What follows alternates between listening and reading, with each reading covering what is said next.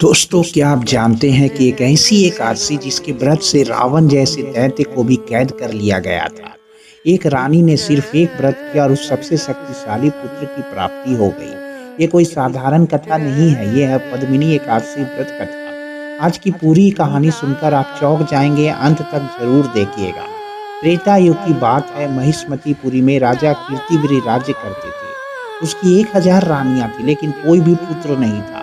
राजा बहुत दुखी था। उन्होंने देवताओं, ऋषियों और वैद्यों से बहुत कोशिश की, लेकिन संतान नहीं हुआ। आखिरकार राजा अपनी प्यारी रानी पद्मिनी के साथ जंगल में कठोर तपस्या करने चले गए। 10,000 वर्ष तक दोनों ने भयंकर तपस्या की। राजा का शरीर क्षीण हो चुका था। तब रानी पद्मिनी ने भगवान विष्णु की शरण ली। उन्होंने अधिक मास के शुक्ल पक्ष की पद्मिनी एकादशी का व्रत पूरे विधि विधान से रखा। स्नान, पूजन, जागरण और भजन के साथ उन्होंने भगवान को प्रसन्न किया। भगवान विष्णु गरुड़ पर सवार होकर प्रकट हुए और बोले, पद्मिनी, मैं तुम्हारी भक्ति से बहुत प्रसन्न हूँ, मांगो क्या वरदान चाहिए। रानी ने कहा, प्रभु, मुझे एक ऐसा पुत्र दीजिए जो पराक्रमी, धर्मात्मा और शत्रुओं का संहार करने वाला हो। भगवान ने कहा, तथास्तु। कुछ समय बाद रानी पद्मिनी को एक तेजस्वी पुत्र की प्राप्ति हुई। उसका नाम था कार्तवीर्य अर्जुन।